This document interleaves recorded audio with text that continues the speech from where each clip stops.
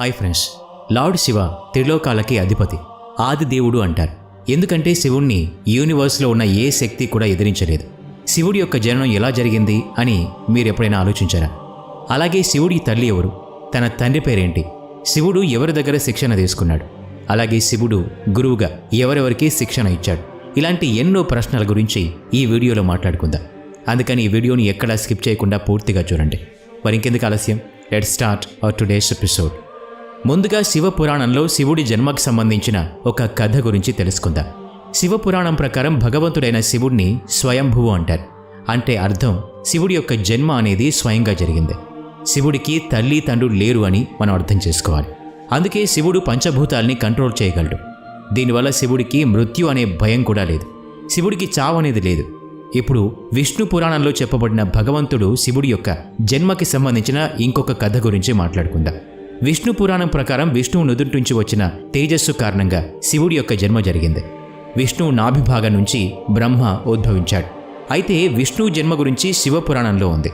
శివుడు ధ్యానం చేస్తూ రుద్రాక్షమాలను లెక్కిస్తూ ఉన్నప్పుడు ఒక రుద్రాక్ష నుంచి విష్ణువు జన్మించాడు. ఇక్కడ మీరు గమనించినట్లయితే విష్ణు పురాణం మరియు శివపురాణం రెండూ ఒకదానికొకటి పూర్తి వ్యతిరేకంగా ఉన్నాయి. ఇవే కాకుండా శివుడి జన్మకి సంబంధించి ఇంకొక పురాతన కథ కూడా ఉంది. ఈ కథ గురించి మీ ఇంట్లో మీ అమ్మమ్మ తాతయ్యలు చెప్పే ఉంటారు. ఇంతకీ ఆ కథ ఏంటంటే, ఒకానొక సమయంలో విష్ణువు మరియు బ్రహ్మకి మధ్య పెద్ద ఆర్గ్యుమెంట్ జరిగింది.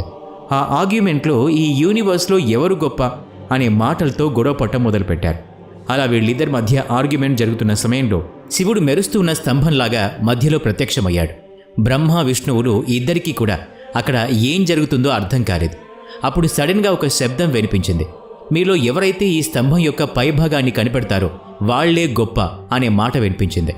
అది విన్న వెంటనే బ్రహ్మ ఒక పక్షిలాగా మారి పైకి ఎగరడం మొదలుపెట్టాడు. విష్ణువు వరాహ రూపం దాల్చి స్తంభం యొక్క చివరి భాగాన్ని వెతకడానికి బయలుదేరాడు. అలా చాలాసేపు వెతికిన తర్వాత బ్రహ్మ విష్ణువులు ఇద్దరికీ కూడా స్తంభం యొక్క చివరి భాగం కనిపించలేదు. చివరికి వీళ్ళిద్దరూ కూడా ఓటమిని అంగీకరించారు. ఆ తర్వాత శివుడు స్తంభ రూపాన్ని త్యజించి అసలైన రూపంలోకి మారిపోయాడు.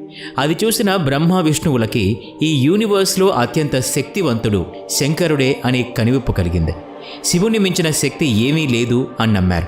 ఆ కథ ద్వారా శివుడికి అంతం లేదు అని అర్థం అవుతుంది. అందుకే శివుణ్ణి స్వయంభూ అంటారు. అంటే భగవంతుడు శివుడికి అసలు అంతం అనేదే లేదు. ఎందుకంటే శివుడు అమరుడు.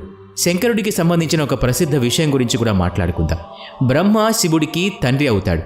ఈ స్టోరీ ప్రజల మధ్యలో చాలా ప్రసిద్ధి చెందింది. ఒకవేళ ఈ స్టోరీ నిజమైతే అసలు ఏ విధంగా శివుడు బ్రహ్మకి పుత్రుడవుతాడు? ఈ ప్రశ్నకు సంబంధించి విష్ణు పురాణంలో ఒక కథ కూడా ఉంది. విష్ణు పురాణం ప్రకారం భూమి, ఆకాశం అలాగే ఈ పూర్తి యూనివర్స్ నీటిలో మునిగిపోయి ఉంది. ఆ సమయంలో విష్ణువు తప్ప ఇంకెవరూ కూడా లేరు. ఆ సమయంలో కేవలం విష్ణువు మాత్రమే నీటి మీద తేలుతూ ఉన్నాడు. ఆ తర్వాత విష్ణువు నాభి నుంచి ఒక కమల పుష్పంలో బ్రహ్మ జన్మించాడు. బ్రహ్మ విష్ణువుడు ఇద్దరూ కూడా ఈ యూనివర్స్ గురించి మాట్లాడుతూ ఉన్నప్పుడు మధ్యలో శివుడు ఉద్భవించాడు. అప్పుడు బ్రహ్మ శివుణ్ణి గుర్తుపట్టలేదు. అప్పుడు శివుడు అక్కడి నుంచి మాయమైపోయాడు. ఇదంతా గమనించిన విష్ణువు బ్రహ్మకి దివ్య దృష్టి ప్రసాదించి శివుడి గురించి గుర్తు చేశాడు.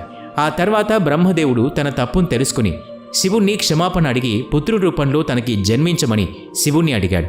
అప్పుడు శివుడు బ్రహ్మదేవుడి ప్రార్థనని అంగీకరించి ఆశీర్వాదమిచ్చాడు. ఆ తర్వాత బ్రహ్మదేవుడు ఈ సృష్టిని సృష్టించే సమయంలో తనకి ఒక పిల్లవాడి అవసరం పడింది. అప్పుడు శివుడి యొక్క ఆశీర్వాదం బ్రహ్మదేవుడికి గుర్తొచ్చింది. వెంటనే శివుడి కోసం బ్రహ్మ తపస్సు చేయడం మొదలుపెట్టాడు. అలా కొంతకాలం తర్వాత శివుడు ఒక బాలుడి రూపంలో బ్రహ్మ ముందు ప్రత్యక్షమయ్యాడు. ఆ బాలుడు బ్రహ్మ ముందు నిలుచుని ఏడుస్తూ ఉన్నాడు. అప్పుడు బ్రహ్మ ఆ బాలుణ్ణి ఎందుకు ఏడుస్తున్నావు అని అడిగాడు. అప్పుడు బాలుడు నాకు ఎలాంటి పేరు కూడా లేదు అని సమాధానమిచ్చాడు.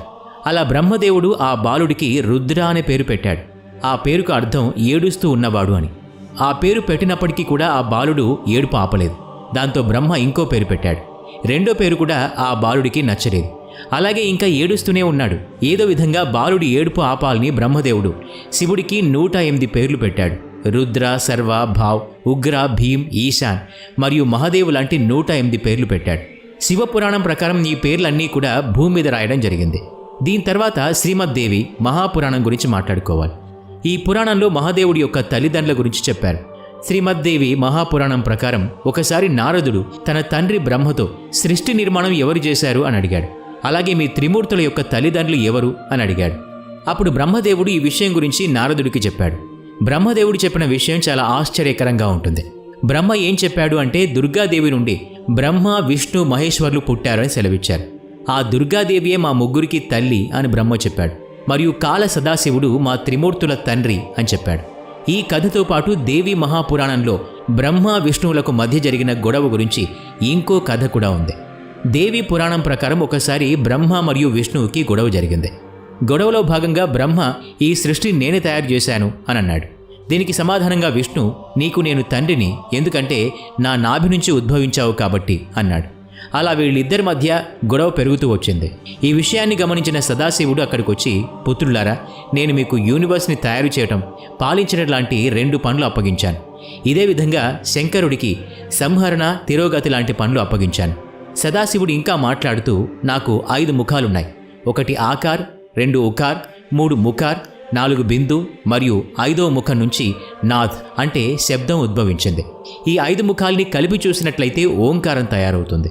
ఈ ఓంకారాన్ని మనం అందరం శివుడి మూలమంత్రంగా చెప్పుకుంటాం. సదాశివుడు ఇంత చెప్పిన తర్వాత శివుడి కంటే బ్రహ్మాండం మొత్తంలో ఎవరు కూడా శక్తివంతుడు కారు అని బ్రహ్మ, విష్ణువులకి అర్థమైంది. దాంతో ఇద్దరు కూడా శివుడికి ప్రణామాలు చేశారు. ఇప్పటి వరకు శివుడి గురించి ఎన్నో విషయాలు తెలుసుకున్నాం. అయితే శివుడు ఎవరి దగ్గర శిక్షణ పొందాడు, శివుడి యొక్క గురువు ఎవరు అనే విషయం గురించి తెలుసా? మీలో కొంతమందికి ఈ విషయం గురించి తెలిసే ఉంటుంది. శివుడు పూర్తి విశ్వానికి గురువుగా చెప్పుకుంటారు. అయితే ఇక్కడ ప్రశ్న ఏంటి అంటే, శివుడు ఎవరికి గురువుగా శిక్షణ ఇచ్చాడు? హిందూ పురాణాల ప్రకారం ఈ విశ్వానికి బ్రహ్మ మరియు శంకరుడు ప్రథమ గురువులు అవుతారు. వీళ్ళిద్దరూ కూడా ఈ సృష్టిని తయారు చేశారు. బ్రహ్మదేవుడు తన మానస పుత్రులకు శిక్షణ ఇచ్చాడు. అలాగే శివుడు తన జ్ఞానాన్ని 7 శిష్యులకు ఇచ్చాడు. అంటే శివుడు 7 శిష్యులకి గురువుగా చెప్పుకోవచ్చు. ఆ 7 శిష్యుల్ని ఈరోజు మనం సప్త ఋషులు అని పిలుస్తూ ఉంటాం. ఈ వీడియోలో శివుడి జన్మ గురించి ఎన్నో విషయాల్ని తెలుసుకున్నాం. ఈ వీడియో నచ్చినట్లయితే లైక్ చేయండి, షేర్ చేయండి. ఇలాంటి మరిన్ని వీడియోస్ కోసం ఈ ఛానల్కి సబ్స్క్రైబ్ చేసుకొని బెల్ ఐకాన్ మీద క్లిక్ చేయండి. నెక్స్ట్ వీడియోలో మళ్ళీ కలుద్దాం. Thanks for watching.